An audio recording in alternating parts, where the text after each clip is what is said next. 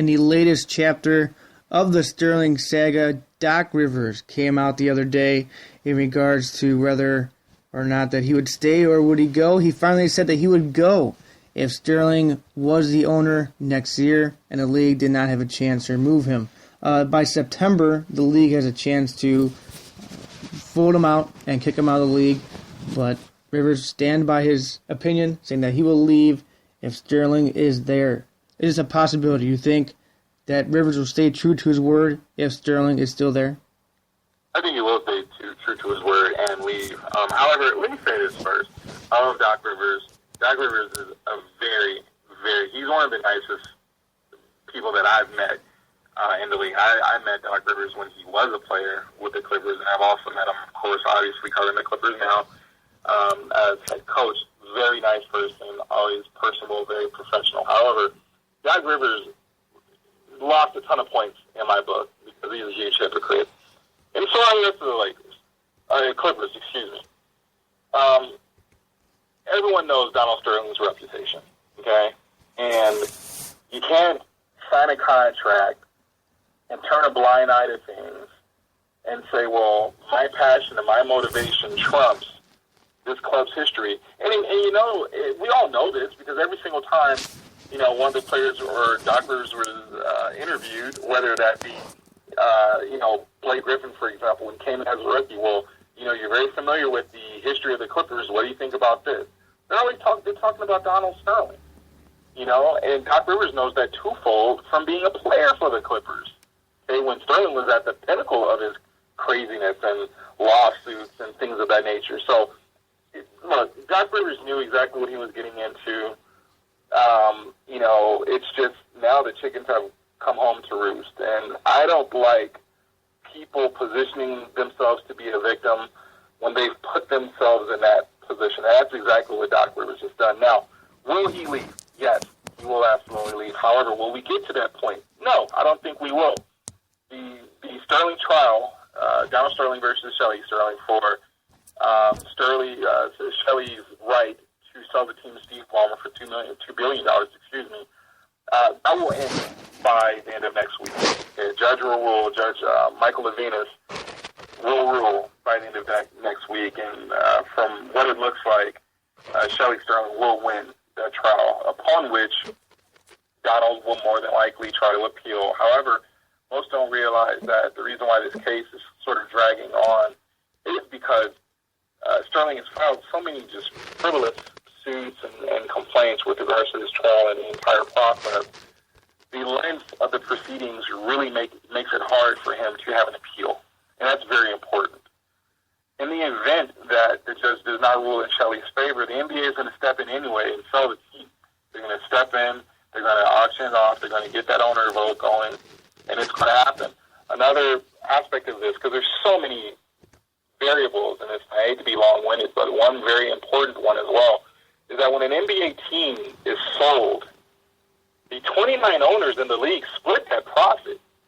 So there's tons of motivation here for the other owners to want to push Sterling out, and not only that, but to make sure that Ballmer's bid doesn't expire, because it expires, I believe, on was set to expire, I think, August 15th, if I'm not mistaken. I believe it was extended to September 15th, and I could be wrong on that. The expiration is either August 15th or September 15th. Excuse me for not knowing fully, but there's tons of motivation for this thing to get done. It will get done. Doc Rivers will remain with the Clippers. The Clippers players will remain there as well. The very last thing that I'll mention on it as well is the reason why I don't think Doc Rivers is leaving is because there's so many moving parts to, like I said, to get this done. So if you're Doc Rivers and you sign a contract knowing who you're going to be working for and knowing the owner, you're not going to bail when the NBA is doing its very best to get this man out. I think it would be a different situation if they didn't get the owner vote. You know, if the majority consensus was that, you know, Donald shouldn't be forced to sell his team, but I think they will get the vote if it's needed. And Doc Rivers will remain as the head coach and team president of the Clippers, and the Clippers players will stay there. There won't be a player boycott because Obviously, the NBA doesn't want a player boycott and a work stoppage, a union stoppage in 2017. That's a huge loss in revenue, especially when they're trying to negotiate their new TV deal as well. So this is bad for business. They're going to get it out of there. It's going to be handled. The Clippers, I don't think the Clippers will be touched much at all.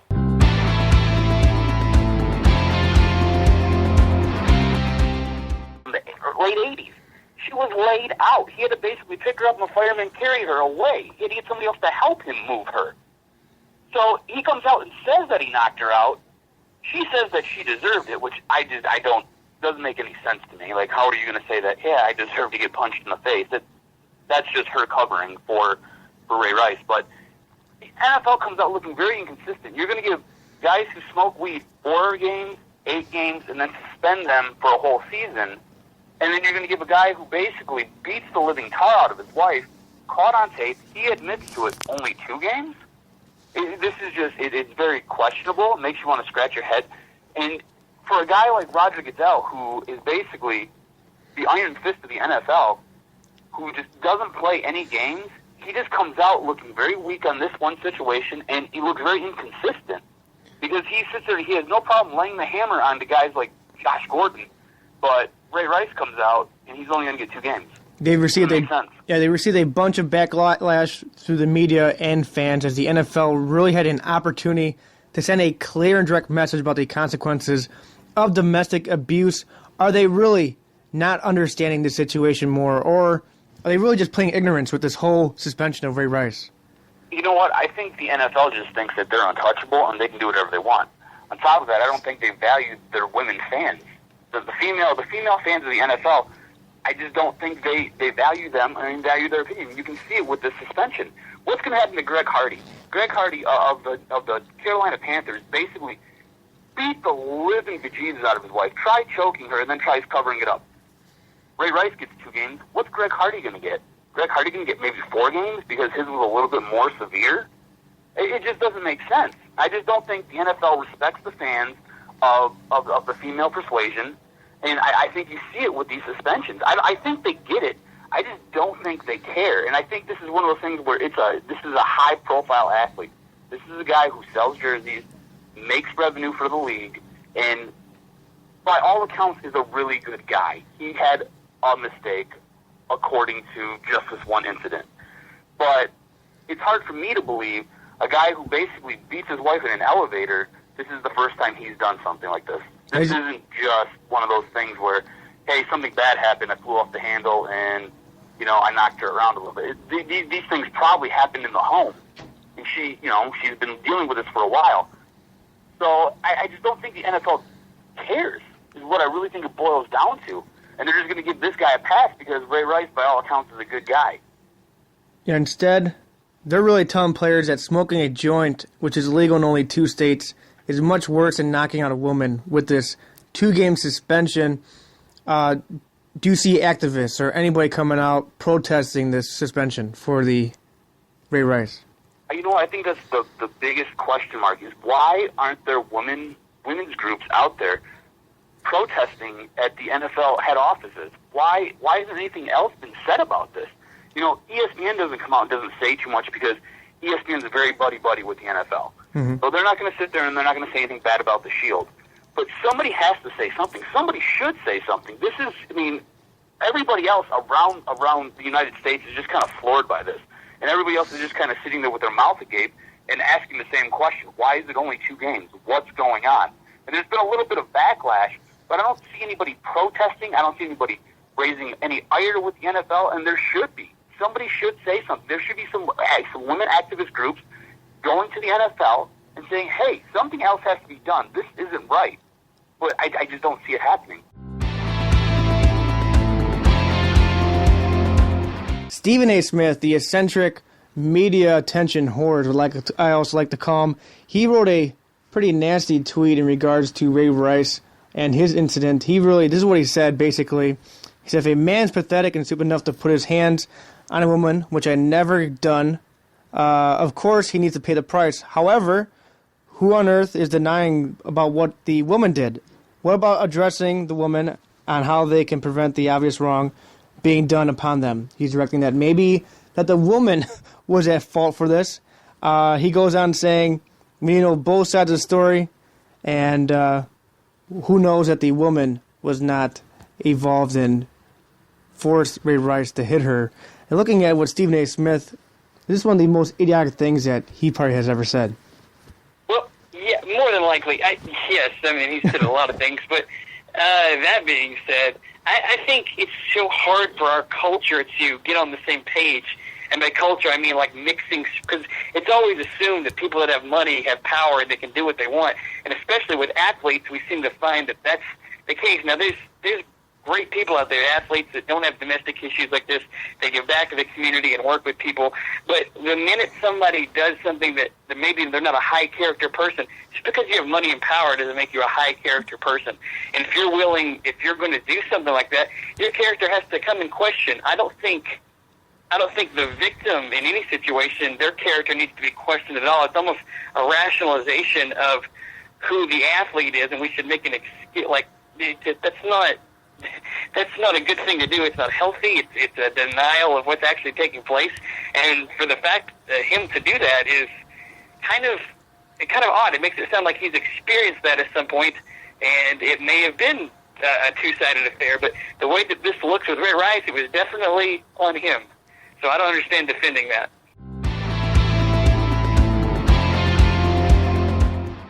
Marshawn Lynch continues to hold out of training camp. He made an interesting appearance. He called in the NFL Network yesterday, told him and informed him that he's continuing to sit out until he receives a better contract. He's still making $5 million this year, $7 million the next. He wants to get paid Adrian Peterson money. Rightfully he should. But in fantasy football, we are always weary of players who sit out in training camps. Arian Foster, big example last season.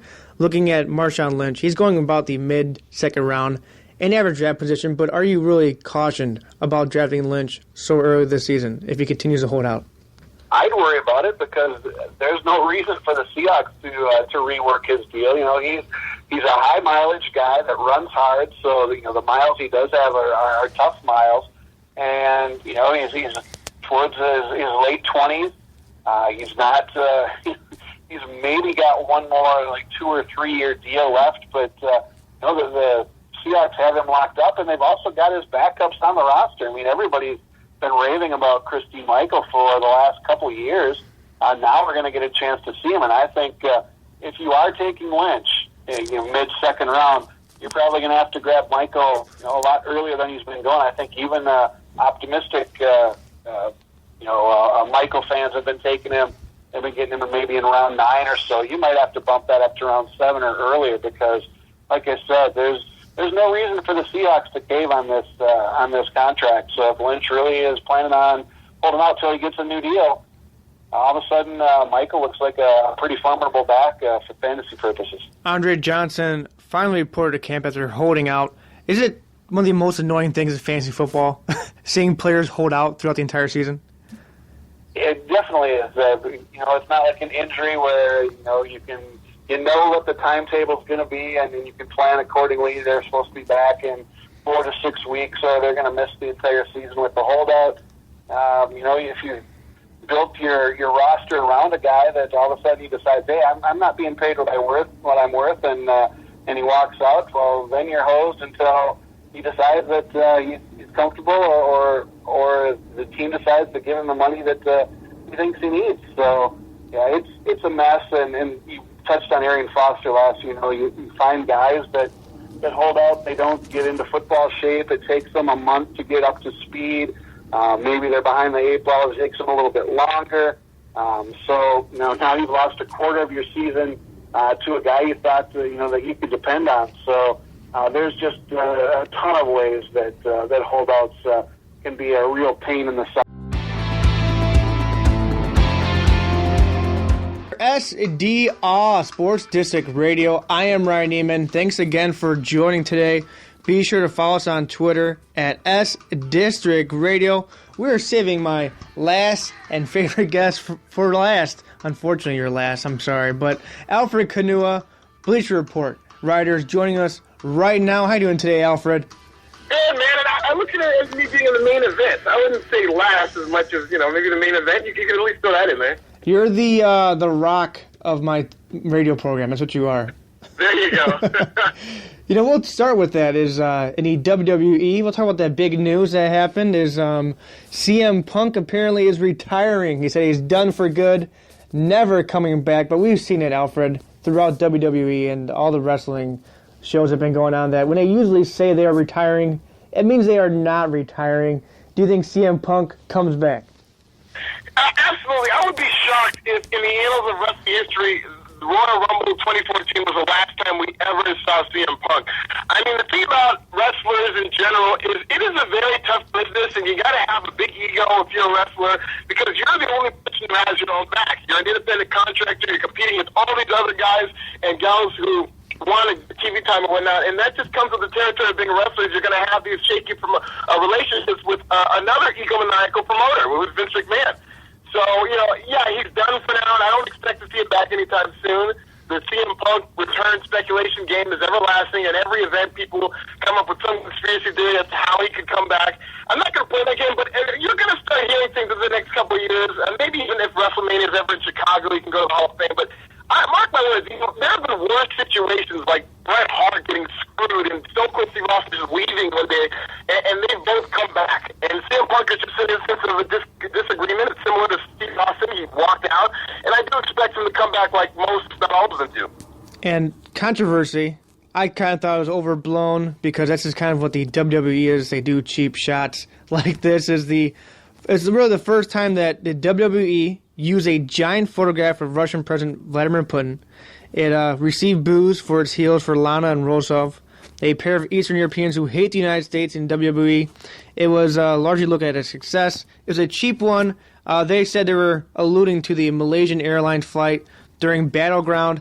Did not go over too well. Alfred, you're a huge fan of WWE, and we've always seen the throwback charm about setting up a classic USA versus Russia feud in the WWE. Are people just really taking this to the heart too much? Is it really just a cheap shot for the WWE, or is it really a big controversy like everybody is saying it is? I think people are taking it to the heart, much as is always the case with Twitter and social media. Everybody has a microphone these days, so you get to hear all this outrage to every little thing that goes on. And we have to put this in perspective. The fact that they put it, the Vladimir Putin photos up week after week after week, and there's never been any backlash for that. But now with Lana alluding, apparently, WWE says she's not, but the timing is too conspicuous to where she said recent current events have gotten heat on Russia, and a lot of people took that as Lana using a storyline where people died to WWE's benefit and entertainment. But I respond to that by saying they're heels. They're bad guys. And, I'm old school when it comes to wrestling in that you do almost anything at your disposal to try to get heat and get these people to hate you, and this fell into their lap. We see movies all the time with war movies, September 11 movies, and movies that were based on wars where people died, and those are done for profit for people's entertainment, and nobody has a problem with it. But as soon as they make some too soon mention, a vague reference to an airline, which was an unfortunate incident, people freak out. But this was done by Lana and Rusev as bad guys to make a more negative reaction possible, as opposed to WWE doing like a skit on the Malaysian airplane. That would be unacceptable. What they did here, I think, fits with the characters of Lana and Rusev, who are already hot and are only getting hotter with this. And I just think people need to calm down in terms of just being overly offended by a storyline, which is no different from maybe a movie or a sitcom exploiting recent events. They both are extremely hot. I'll give them that. I mean hot in terms of momentum. Lana is, attractive hot. I don't know about Rusev. That's not really my type. Yeah, Rusev looks like the man in a relationship. But, as you mentioned, social media has really given everybody a soapbox, their own voice. And if you're butthurt over the littlest thing, you really had the chance to allow your voice out there. It's just a really kind of a bad time in social media where you say one thing in sports, you're really going to get some backlash immediately. Yeah, and it's unfortunate. A lot of people are just one bad tweet away from losing their jobs. And even if you delete a tweet these days, people screenshot them and they go off there forever, man. What's some big news that you've seen out of the camp so far? Well, I think there's always a lot of news coming out of camp. I just want to, in general, say the things that I look for in camp. Here are the things that I look for. Number one, injuries. I look for injuries throughout camp from the day they start till the day they get ready for the first home game. Because guys that get injured in camp, to me, are guys that I stay away from in the draft. Now, I'm looking at all of this from a fantasy football aspect. I just stay away from guys that get hurt, especially wide receivers who have hamstring problems, especially running backs who have knee or ankle problems. I look very dimly on one of the best players in the NFL, Ron Gronkowski. They just said that he's ready to play, he's ready to go. I really don't believe it. I don't believe it either. That's a 12-month rehab injury that he had on that terrible a terrible play, which I thought was headhunting, that he got, in December? That's a 12-month recovery. And if you remember last year, the doctors and everyone said that he was okay to play, and he still was on the PUP list for 6 games, and then he went another couple of games, without playing, Ryan. Mm-hmm. And that was all his doing. The doctors did already approve it. I just don't know what to do with him. I just don't know whether I can spend that kind of a draft pick, a first or a second round pick, because he's definitely not going to drop lower than the second round. No. The problem is if you let him pass, then someone will take him, obviously, but he will likely explode. That's the one thing I'm worried about is the potential that's there for him, for Gronkowski, because he's such a stud when he's healthy. Yep. And that's what I look for. Who's injured, who's hurt in camp, because, boy, it takes a while for them to recover. The second thing I look for is what scheme are these players playing in, especially the rookies that are being drafted, especially guys that are free agents changing teams. Are they in a 4-3, a 3-4, a wide 9? Is it zone blocking or man-to-man blocking? Because sometimes these guys can play very well with their hands down on defense, but when they start to stand up and drop into pass coverage, it's a whole different story. See, J.D. I have a hard time pronouncing his name, but let's say his name is just Jay Clowney, who went from South Carolina to Houston.